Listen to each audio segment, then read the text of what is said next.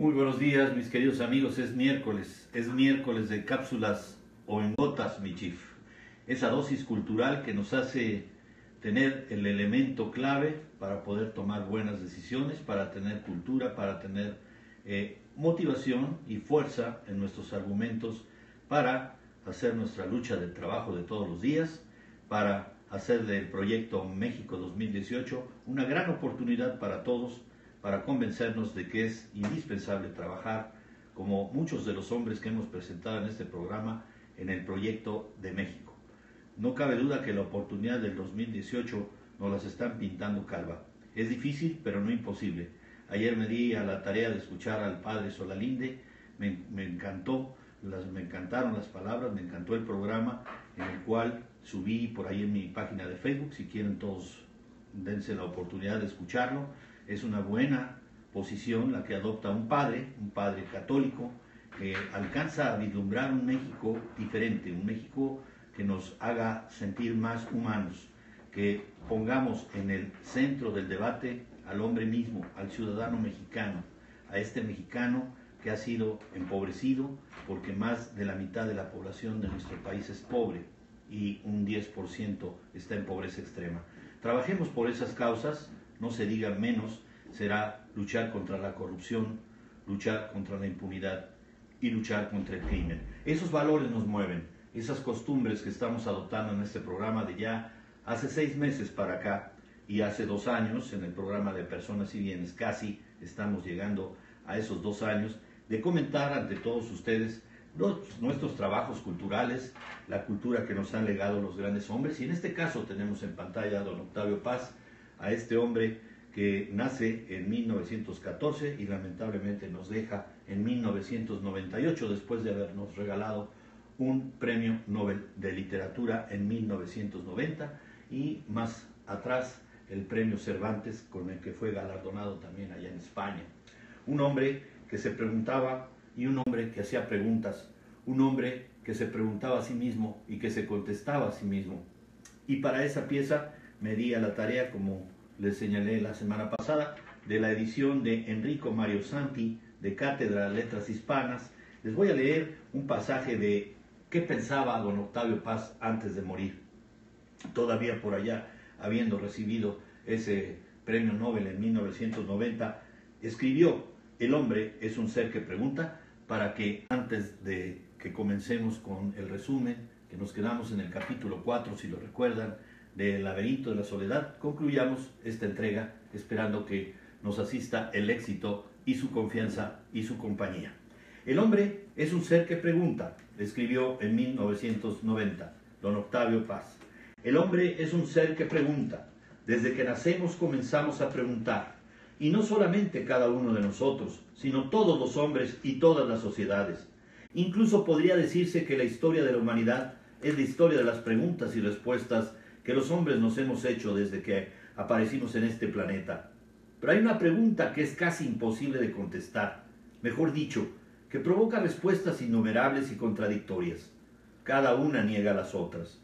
Me refiero a la pregunta que nos hacemos sobre nosotros mismos: ¿quién soy yo? ¿Quiénes somos nosotros? ¿Qué significa ser inglés, francés, persa, argentino? ¿Qué quiere decir ser mexicano?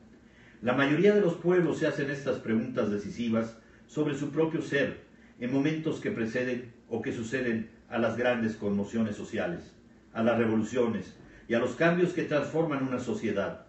Yo me hice la pregunta sobre México y sobre mí mismo después de la Revolución Mexicana, cuando había pasado la época agitada de este gran cataclismo social y el país se preparaba para entrar y vivir en un nuevo período, este que ahora vivimos. Mi pregunta coincidió con ese momento en que el país se contemplaba a sí mismo, se preguntaba y reflexionaba sobre su propio destino. El laberinto de la soledad es una obra fechada, pertenece a un momento y expresa una preocupación, una pasión compartida por muchos. Escribí ese libro en mi treintena, una edad en que se bifurcan los caminos. Hemos dejado la juventud, pero todavía no alcanzamos la madurez. Mi edad biológica coincidía con la edad histórica de México.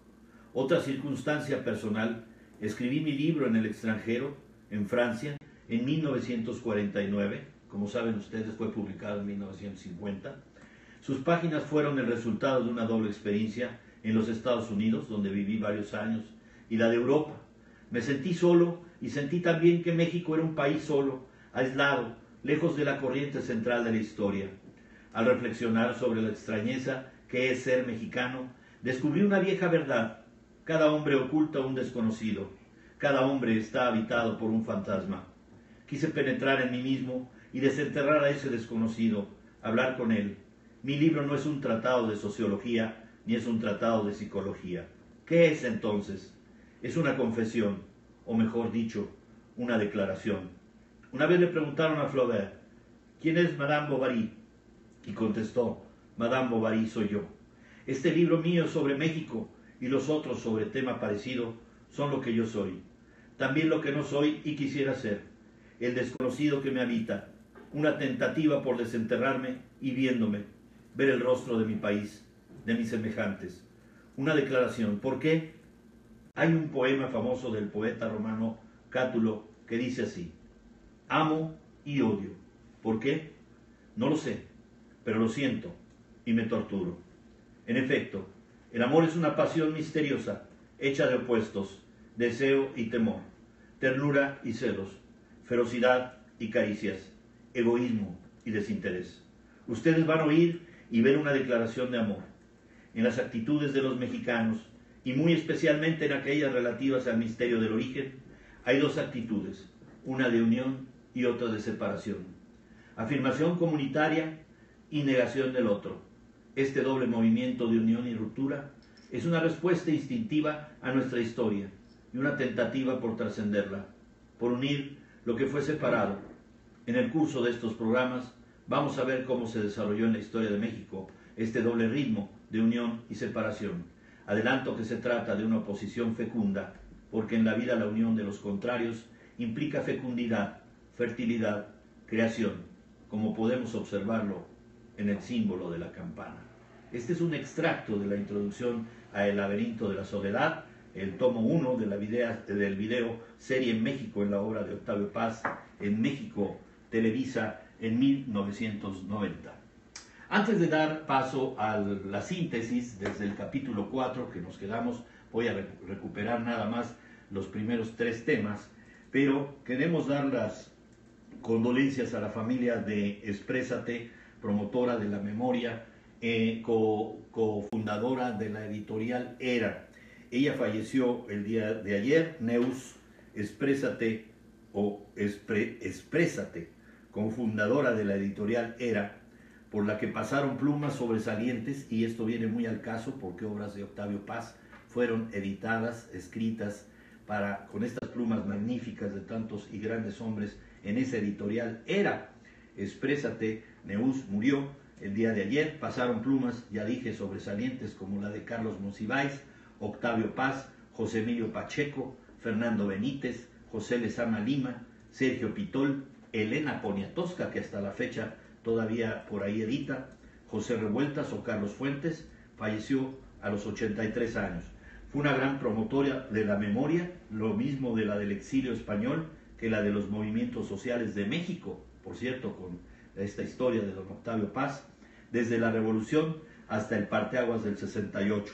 Su hija Ana Fernández Exprésate destacó la valentía de su madre en ese sentido, a cargo de la edición de libros esenciales e incómodos como La noche de Tlatelolco de Poniatowska. La autora de Lilus Kikus acudió a despedirla a una funeraria del sur de la ciudad. La asistencia al velorio realizado la noche de este martes fue mayoritariamente familiar. La comunidad literaria lamentó la pérdida.